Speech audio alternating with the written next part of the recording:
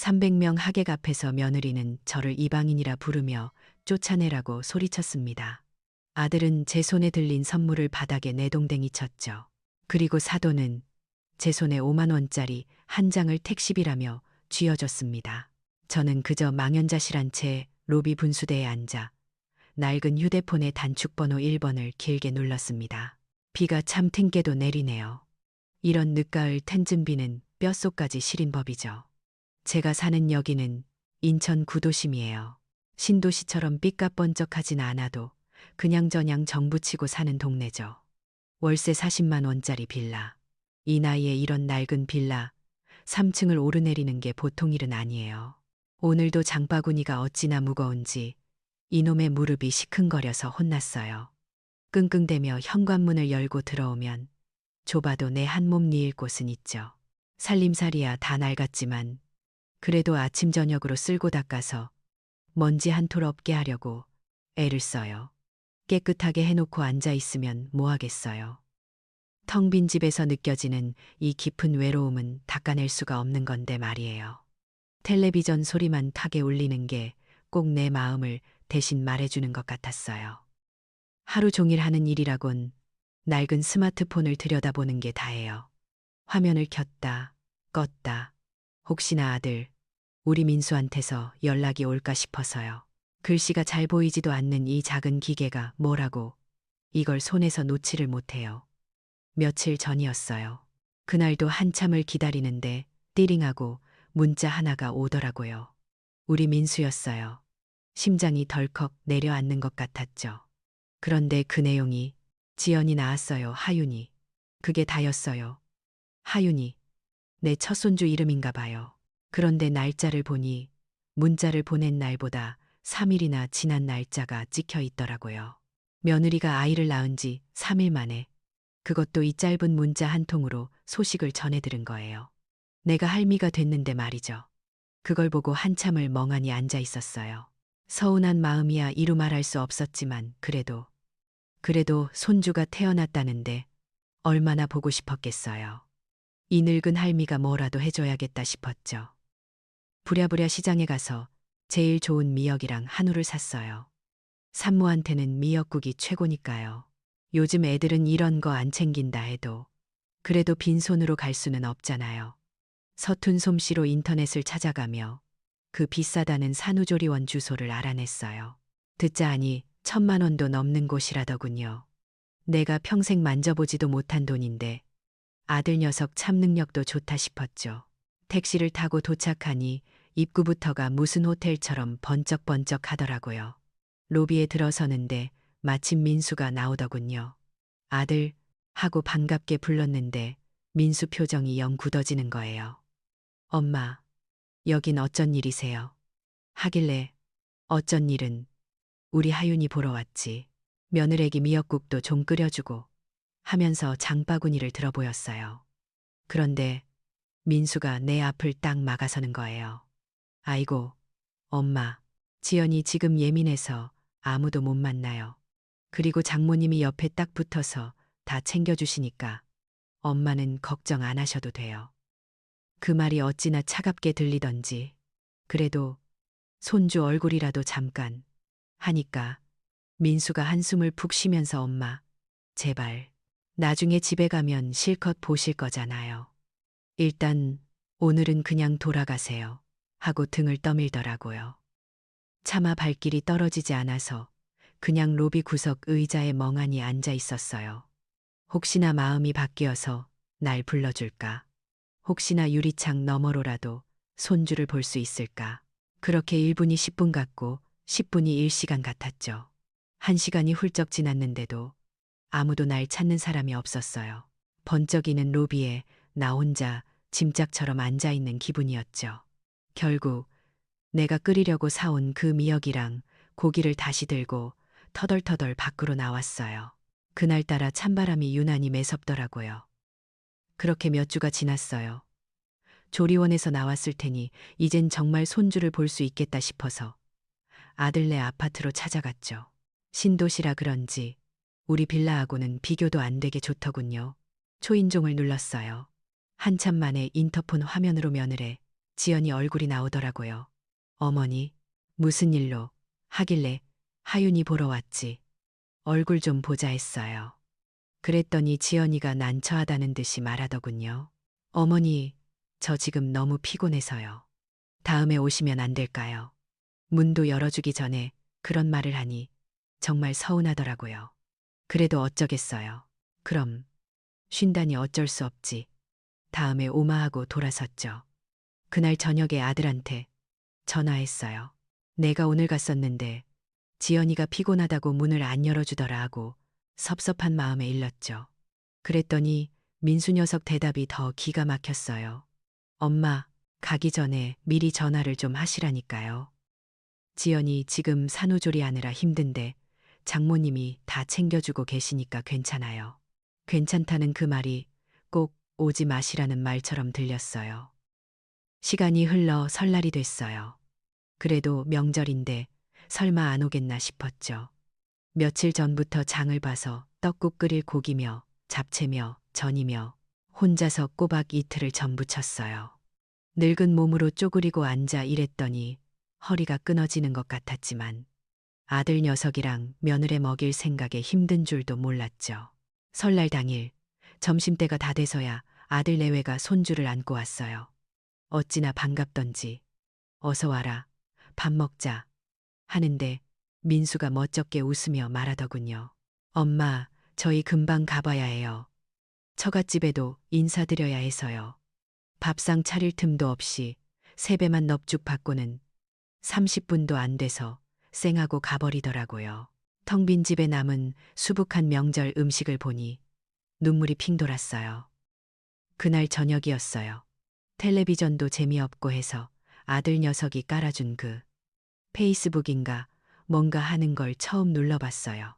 뭐가 뭔지 한참 헤매는데 낯익은 얼굴이 보이더라고요. 며느리 지연이었어요. 환하게 웃으면서 찍은 사진을 올려놨더군요. 사랑하는 우리 가족, 새해 디너라고요. 사진 속에는 민수랑 하윤이, 그리고 사돈 부부가 고급 레스토랑에서 값비싼 음식을 앞에 두고 앉아 있었어요.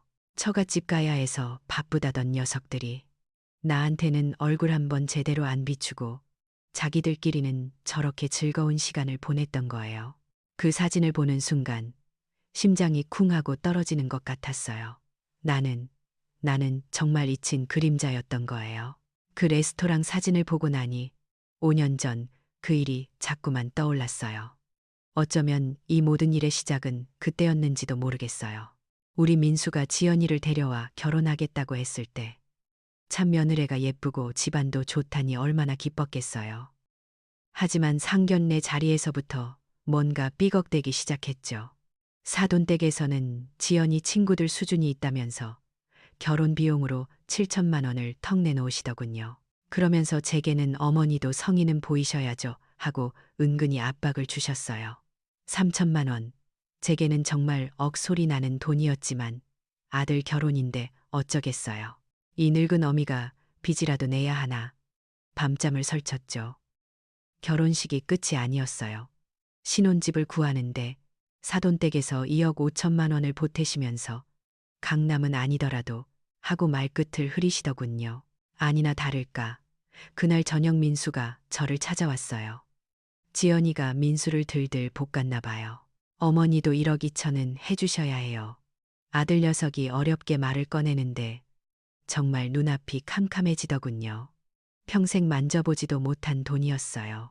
하지만 아들 길을 죽일 수는 없잖아요.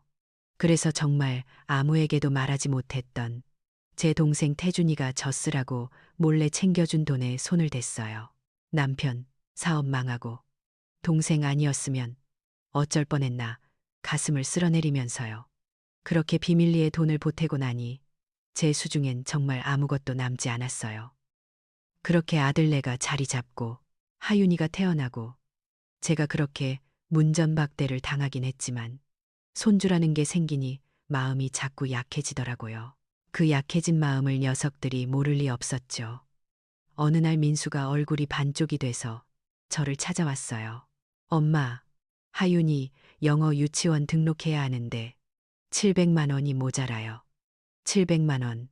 저한테는 숨이 턱 막히는 돈이었죠.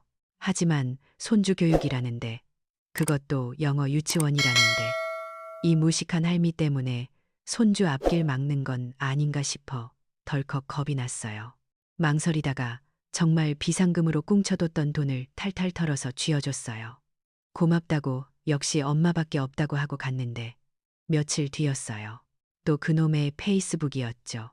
지연이가 결혼기념일 남편 최고라면서 올린 사진 속에서 두 사람이 정말 근사한 레스토랑에서 스테이크를 썰고 있더군요.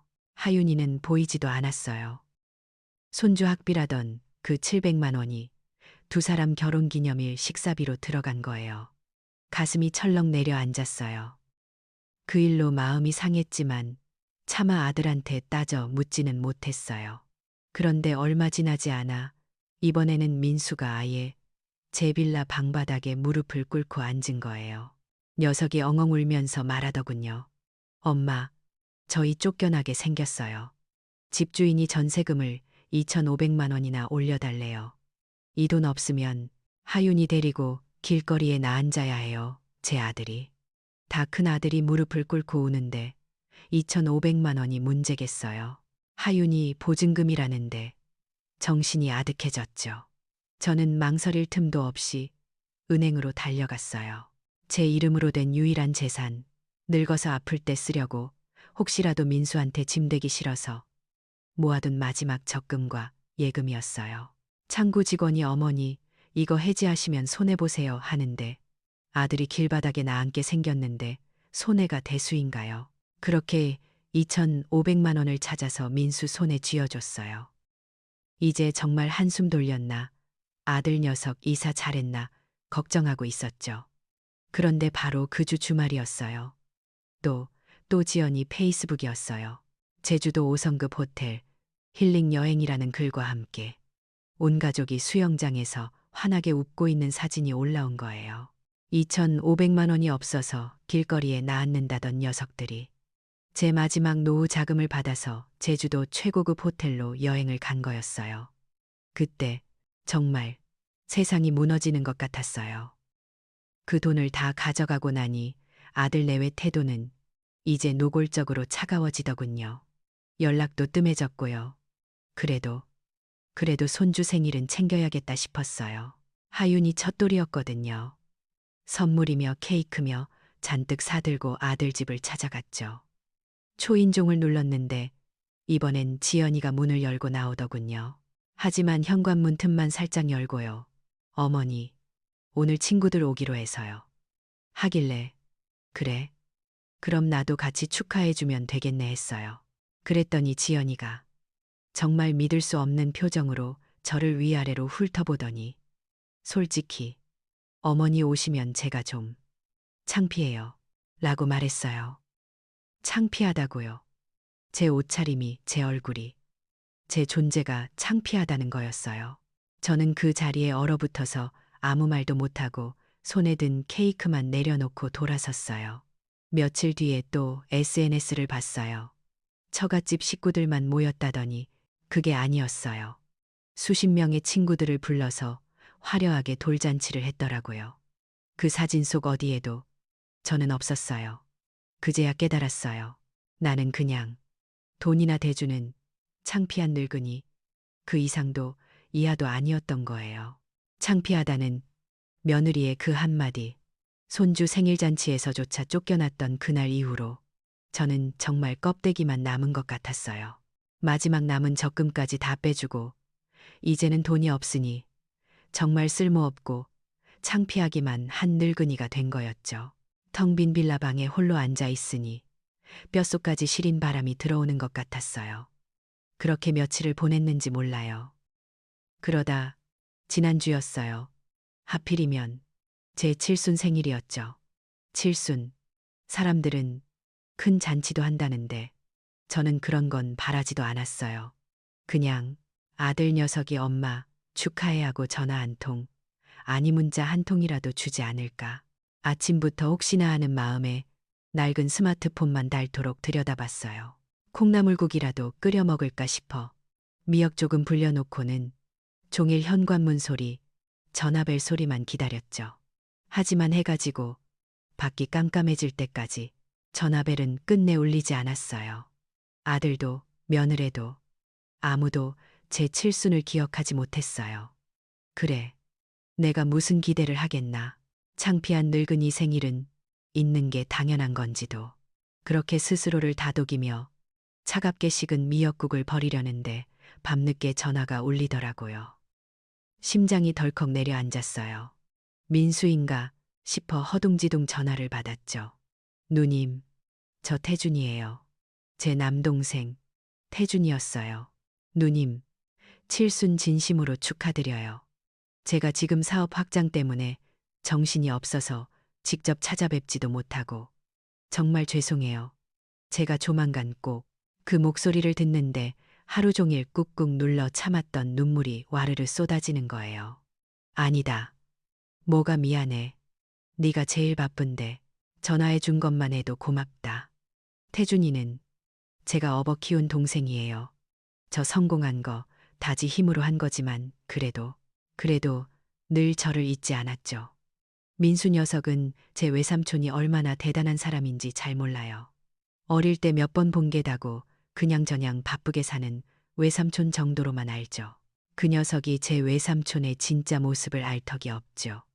그날 밤 저는 동생의 그 전화 한 통을 붙들고 겨우 잠들 수 있었어요. 그렇게 제 칠순이 초라하게 지나가고 며칠 뒤였어요.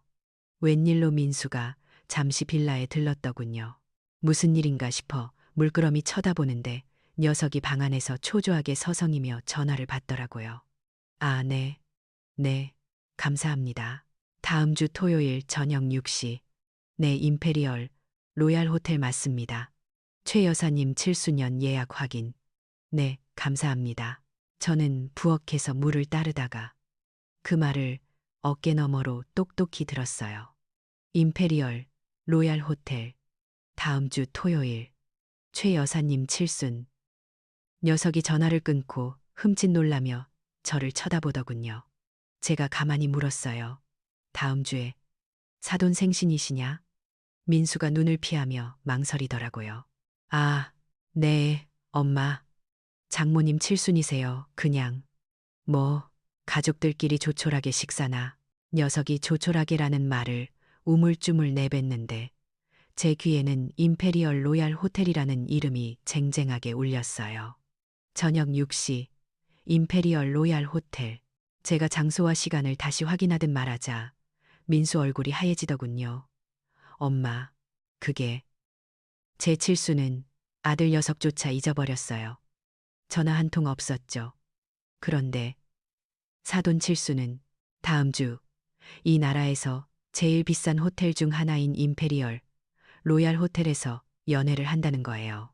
지난번 제주도 5성급 호텔 여행이 떠올랐어요. 제 적금을 깨서간 그 여행이요. 그 순간 서운함을 넘어선 무언가가 아주 차가운 것이 가슴속에서 쿵 하고 내려앉았어요.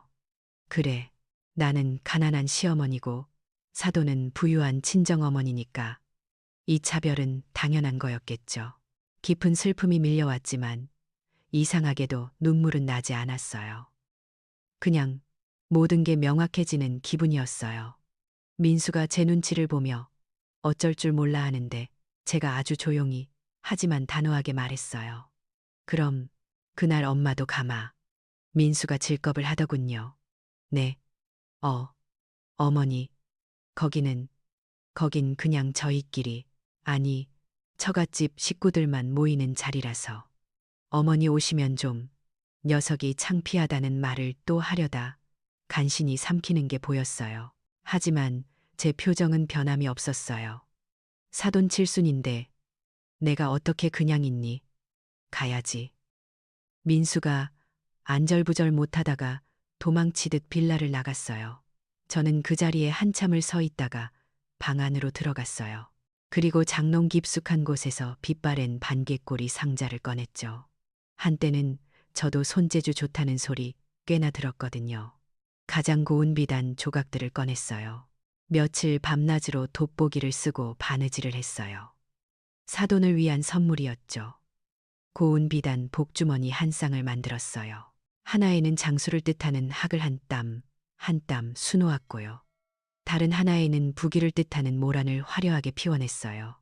제 눈은 침침하고 손가락 마디마디가 쑤셨지만 이상하게도 마음은 점점 차분해졌어요. 이건 제 마지막 자존심이었어요. 이 지옥 같은 관계를 제 두 눈으로 똑똑히 확인하기 위한 제 마지막 발걸음이었죠. 그래요. 그날 임페리얼 로얄 호텔에 나도 꼭 갈 거예요. 드디어 그날이 되었어요. 다음 주 토요일 저녁 6시 제 손에는 며칠 밤낮으로 정성껏 수놓은 비단 복주머니 한 쌍이 들려 있었죠. 가장 좋은 옷을 차려입는다고 입었지만 아들네가 보기엔 여전히 창피한 행색일 거예요. 이걸 들고 지금 임페리얼 로얄 호텔로 가는 시내버스에 올랐어요. 창밖으로 낯선 건물들이 빠르게 지나가는 걸 멍하니 보고 있는데 이상하게도 자꾸만 옛날 생각이 나더라고요.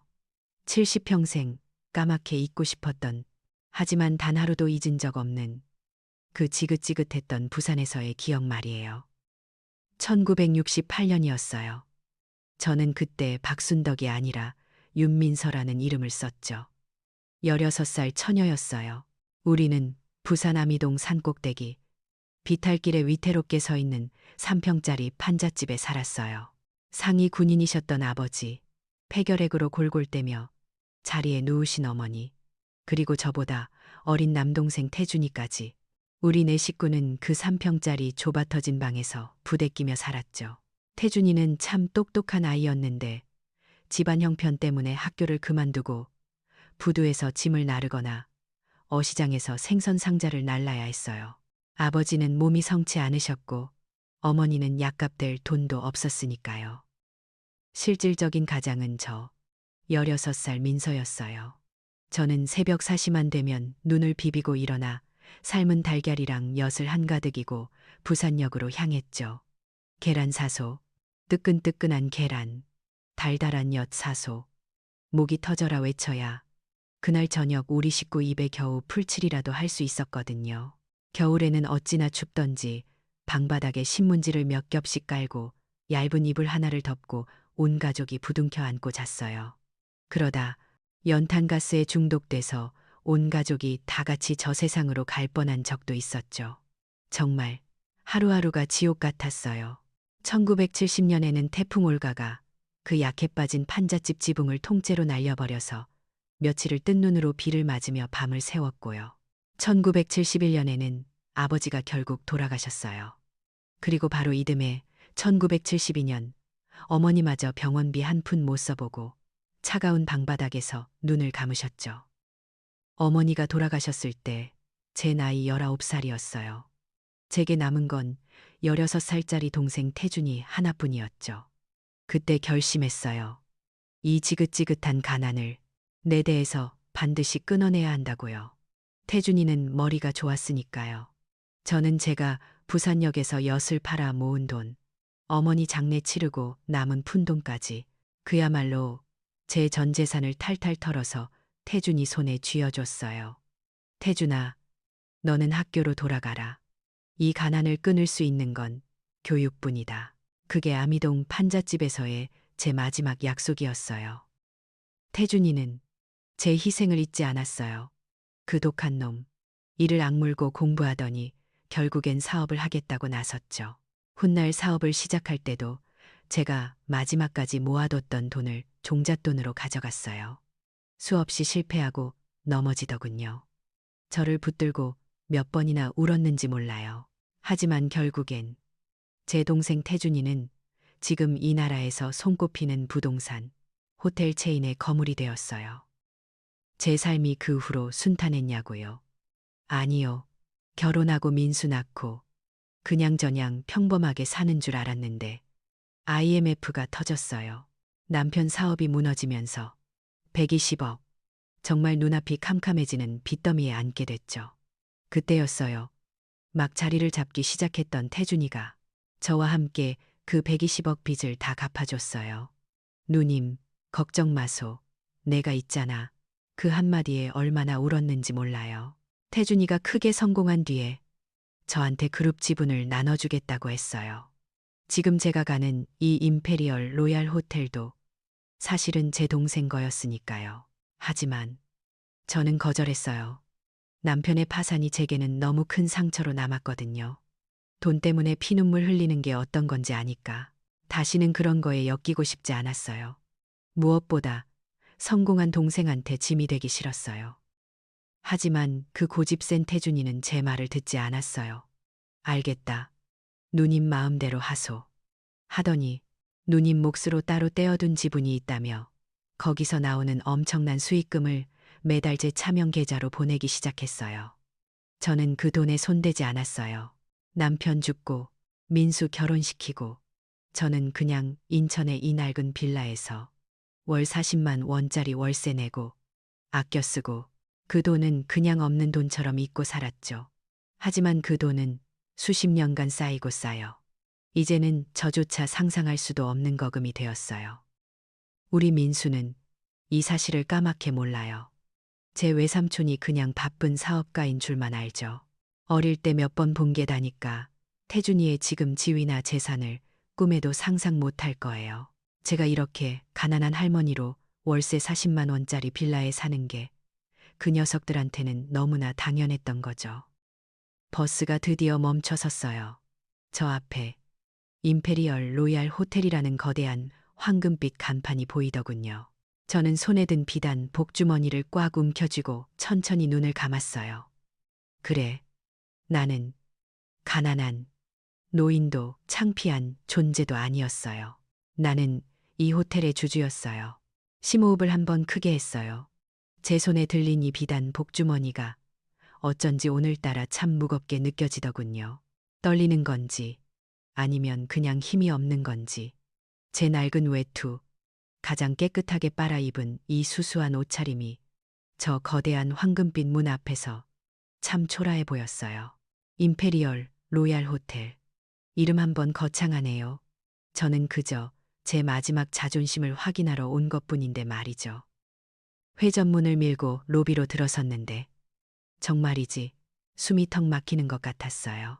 바닥은 거울처럼 번쩍이는 대리석이었고 천장에는 수천 개인지 수만 개인지 모를 구슬이 달린 샹들리에가 꼭 별이 쏟아지는 것처럼 빛나고 있었죠. 제가 사는 40만 원짜리 빌라와는 정말 다른 세상이었어요. 저는 주눅들지 않으려고 허리를 꼿꼿이 펴고 연회장을 찾아 걸음을 옮겼어요. 연회장 입구는 이미 사람들로 북적였어요. 화려한 드레스, 값비싼 양복, 300명은 좋게 넘어 보였죠. 아들, 며느리의 사업 관계자들까지 불렀다더니 정말 대단한 잔치였어요. 그리고 저기 입구에서 손님들을 맞이하고 있는 제 며느리 최지연이가 보였어요. 꼭 공작새처럼 화려한 드레스를 입고 있더군요. 그 옆에는 제 아들 민수도 사돈 최 씨도 온 가족이 활짝 웃고 있었어요. 그때였어요. 지연이가 손님들과 인사를 나누다 말고 고개를 돌려 입구 쪽을 봤어요. 그리고 저와 눈이 마주쳤죠. 그의 활짝 웃던 얼굴이 순식간에 굳어지는 걸 봤어요. 웃음기가 사라진 그 얼굴은 뭐랄까, 경악, 아니, 혐오, 그런 표정이었어요. 녀석이 옆에 있던 민수에게 뭐라고 속삭이더니 저한테 성큼성큼 다가오더군요. 그 반짝이는 구두가 대리석 바닥에 부딪히는 소리가 꼭 망치 소리처럼 제 가슴을 쿵쿵 내리쳤어요. 지연이는 제 바로 앞에 서서 목소리를 낮추지도 않았어요. 어머니, 여길 왜 오셨어요? 그 목소리는 얼음장처럼 차가웠어요. 제가 초대 안 한 거 모르시냐는 그 멸시 가득한 눈빛, 그 큰 소리에 주변 사람들이 300명이 넘는 그 하객들이 전부 저희를 쳐다보기 시작했어요. 수군거리는 소리가 들려왔죠. 저 할머니 누구야? 옷차림 좀 봐. 초대장도 없나 본데. 그 속삭임이 비수처럼 제 가슴에 박혔어요. 지연이는 그 시선들을 즐기기라도 하는 듯 더 큰 소리로 정장에 넥타이를 맨 남자 직원을 불렀어요. 보안 요원, 여기 초대받지 않은 이방인분이 들어와 계시네요. 당장 밖으로 내보내세요. 이방인이요. 며느리가 저를 이방인이라고 불렀어요. 그 순간 제 아들 민수가 달려오더군요. 저는 정말 바보같이 그 순간에도 기대를 했어요. 혹시나 무슨 소리야, 우리 엄마야 하고 녀석이 소리쳐주지 않을까. 하지만 민수는 제 팔을 거칠게 붙잡았어요. 그리고는 절규하듯이 말하더군요. 엄마, 제발, 저 좀 창피하게 하지 마세요. 네, 창피하다고요. 또 그 말이었어요. 가슴이 무너져 내렸지만, 그래도 이 선물은 줘야 한다는 생각에 밤새워 만든 그 비단 복주머니를 내밀었어요. 민수야, 그래도 사돈 칠순이신데, 이거 선물이라도. 제 말이 채 끝나기도 전에 민수가 제 손을 쳐냈어요.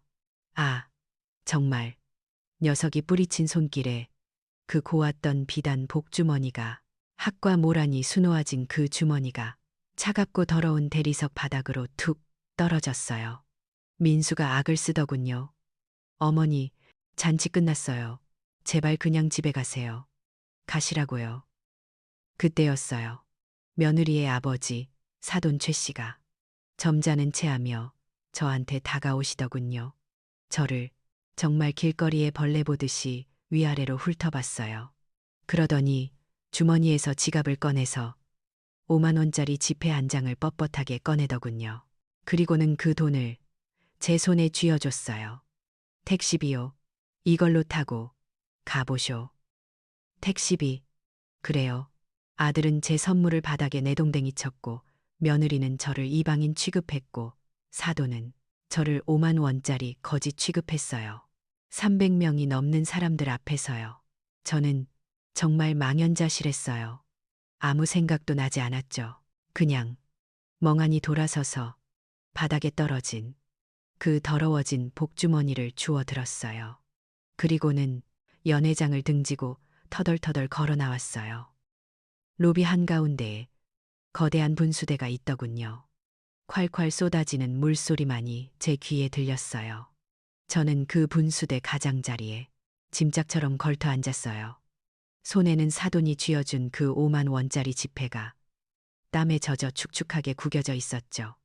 저는 주머니에서 제 낡은 휴대폰을 꺼냈어요. 오래돼서 숫자판도 다 지워진 낡은 폴더폰이었죠. 그리고 단축번호 1번을 길게 눌렀어요. 뚜, 신호가 가고 곧 익숙한 목소리가 들렸죠. 누님, 웬일이세요? 저는 그냥 말했어요. 태준아, 나 순덕인데 제 목소리가 아니게 떨려 나왔어요.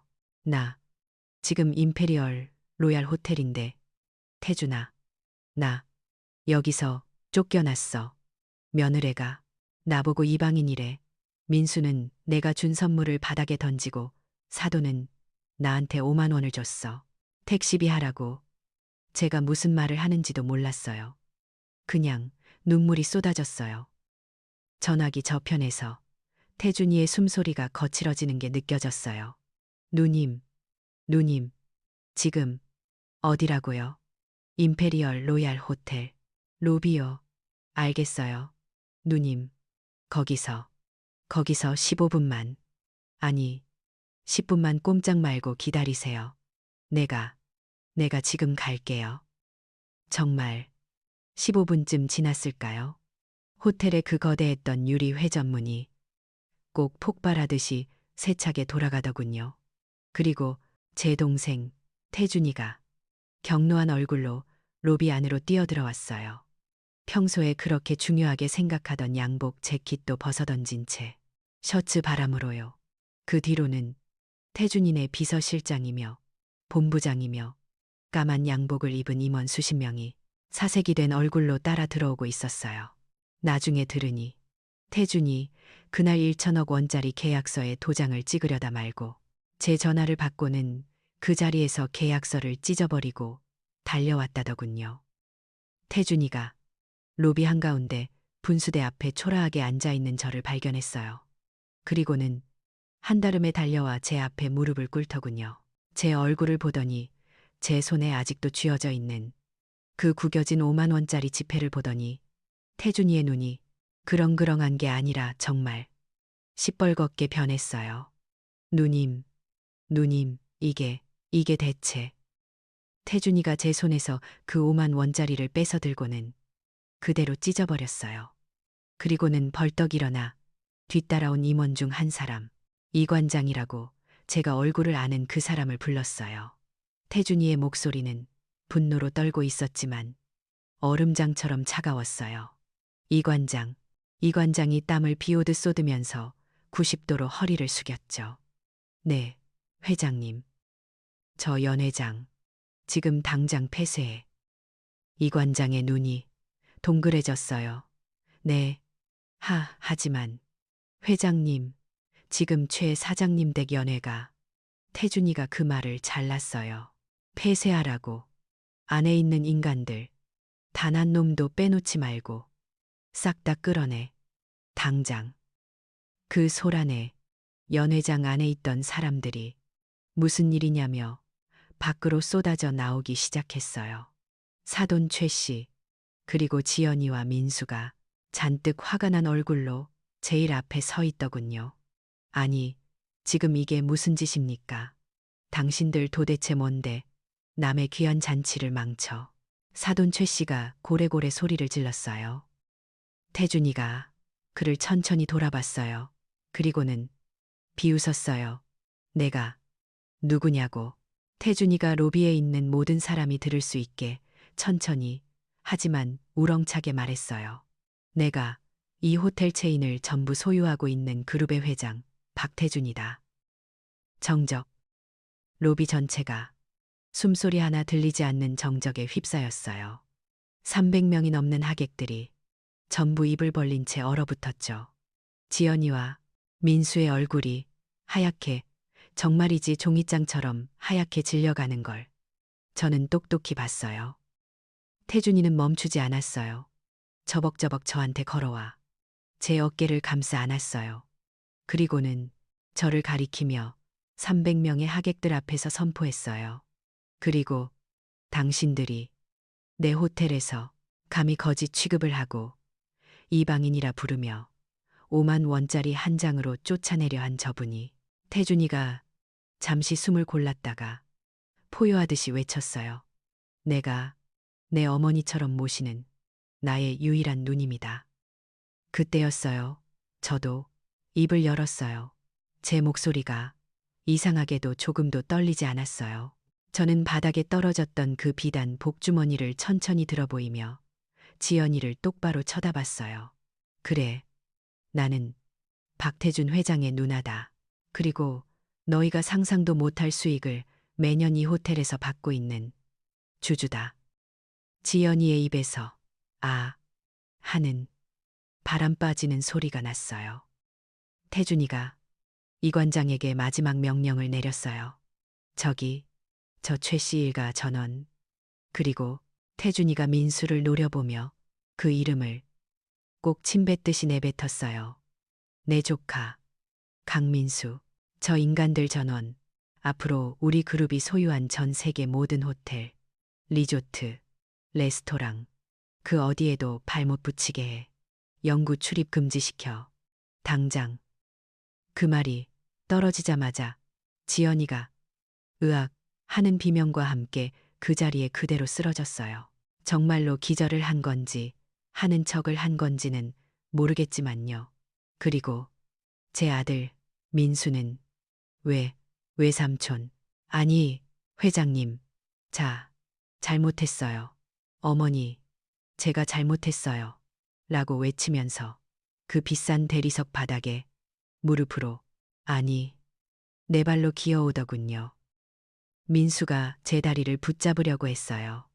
제가 뒷걸음질 쳤죠. 그러자 녀석이 쓰러진 지연이의 팔을 붙잡고 흔들면서 울부짖었어요. 다 저 여자가 시킨 거예요. 저는 저 여자가 시켜서.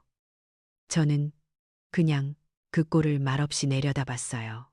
자기 살겠다고 아내 탓을 하는 저게, 내가 목숨 걸고 낳고 내 모든 걸 바쳐 키운 내 아들이었어요. 정말 진심 어린 반성은 조금도 없었어요. 오직 공포뿐이었죠. 저는 민수를 한 번, 그리고 태준이를 한 번 쳐다봤어요. 아무 말도 할 필요가 없었죠. 그냥 돌아섰어요. 태준이의 굳건한 팔이 제 어깨를 단단히 붙잡아 주더군요. 저는 그 300명의 하객들과 바닥에 엎드려 울부짖는 제 아들을 등지고 그 지옥 같았던 호텔을 당당하게 걸어 나왔어요. 그 지옥 같았던 호텔을 제 동생 태준이 팔을 단단히 붙잡고 걸어 나왔어요. 300명이 넘는 하객들이 쫙 갈라져서 저희에게 길을 터주더군요. 그 얼어붙은 침묵 속에서 민수 녀석이 절규하는 소리, 지연이가 악쓰는 소리가 등 뒤에서 들려왔지만 저는 단 한 번도 뒤돌아보지 않았어요. 태준이가 준비한 차를 타고 그곳을 빠져나오는 내내 저는 제 손에 들린 바닥에 떨어져 흙먼지가 묻은 그 비단 복주머니만 말없이 내려다봤어요. 그날 밤 제 낡은 빌라로 녀석들이 빗속을 뚫고 찾아왔더군요. 문을 열어주지 않았더니 밖에서 무릎을 꿇고 잘못했다고 한 번만 용서해달라고 빌었어요. 하지만 저는 창문 너머로 똑똑히 봤어요. 민수가 울면서도 옆에 있는 지연이를 원망스럽게 노려보며 탓하는 그 비겁한 눈빛을요. 그 순간 깨달았죠. 저건 진심 어린 반성이 아니구나. 모든 걸 잃게 될까봐 두려운 공포구나. 저는 그냥 조용히 창문 커튼을 쳤어요. 그리고 문을 사이에 두고 말했죠. 이제 우린 남이다. 그게 그 녀석들에게 제가 해준 마지막 말이었어요. 다음 날 태준이가 보낸 변호사들이 저를 찾아왔어요. 제 뜻은 확고했죠. 제 이름으로 된 그 모든 재산, 제가 평생 없는 돈처럼 여기며 손도 대지 않았던 그 막대한 돈을 전부 사회복지기금으로 기부하겠다고 했어요. 태준이가 제 손을 잡으며 말렸지만 저는 고개를 저었죠. 이건 내 일이다.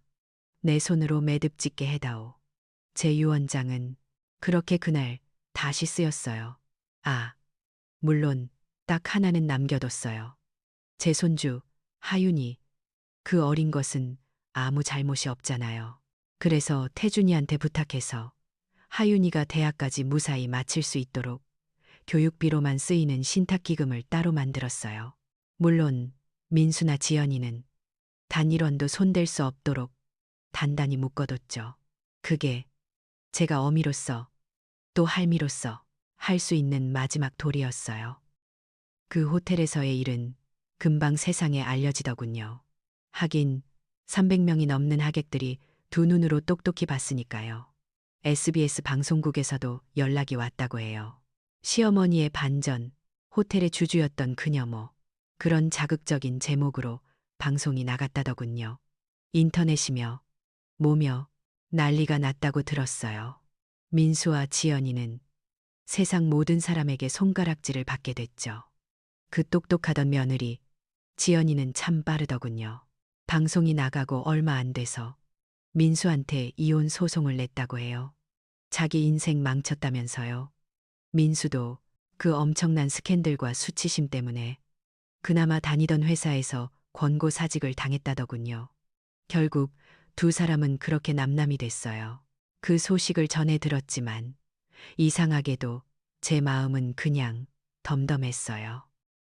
그렇게 1년이라는 시간이 쏜살같이 흘렀어요. 1년 뒤 저는 73살이 되었죠. 더 이상 인천의 그 춥고 낡은 빌라에 살지 않아요. 저는 이제 해피에이징 재단의 이사장으로 불려요.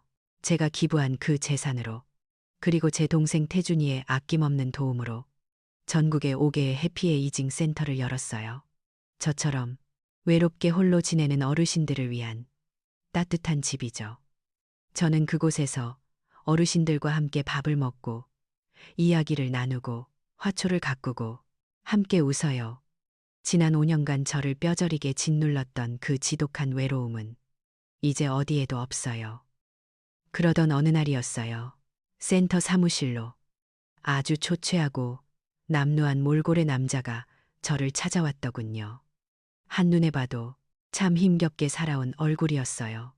제 아들 민수였어요. 이혼하고 작은 회사에 겨우 취직해서 양육비를 버느라 아주 힘겹게 살고 있다고만 들었어요. 녀석이 제 앞에 털썩 무릎을 꿇었어요. 그리고는 쉰 목소리로 엉엉 울기 시작하더군요. 녀석이 제게 처음으로 진심을 다해 말했어요. 어머니, 저를 키워주셔서 정말 감사합니다. 저 사실 너무 외로웠어요. 그 말을 듣는데 가슴 한쪽이 쿵 하고 내려앉는 것 같았어요. 녀석도 그 화려한 처갓집에서 그 욕심 많고 오만한 아내 곁에서 어쩌면 저처럼 외로웠을지도 모르겠다는 생각이 아주 잠깐 스치더군요. 하지만 저는 녀석을 일으켜 세웠어요. 그리고 아주 덤덤하게 하지만 단호하게 말했죠. 일어나거라. 네가 한 행동에 대한 대가는 치러야지. 재산은 돌려줄 수 없다. 네가 뿌린 씨앗이니 네가 거둬야지. 더 이상 내게 의지하지 말고 이제부터는 네 자신의 힘으로 살아라. 민수는 한참을 바닥에 엎드려 울다가 돌아갔어요. 저는 지연이와 합의해서 제 손주 하윤이를 매달 한 번씩 이곳 센터에서 만나고 있어요. 센터 마당에서 어르신들과 함께 웃고 한 달에 한 번 제 품에 안겨 재롱을 부리는 하윤이를 보면서 저는 제 나이 73살에 드디어 진정한 행복이 뭔지를 매일매일 깨닫고 있어요. 부산 아미동 판잣집에서의 그 처절했던 고통도 지난 5년간의 그 지옥 같았던 모욕도 이제는 다 희미해진 것 같아요. 저는 드디어 제 자신으로 오롯이 제 삶을 그렇게 살아가고 있답니다. 그 어머니의 이야기를 보면 진정한 승리는 단순히 복수에서 끝나는 게 아니었어요. 모든 걸 파괴하는 게 아니라 그 상처와 아픔을 딛고 더 나은 무언가를 건설할 때, 그렇게 자신의 삶을 다시 꽃피울 때 비로소 완성되는 거더라고요.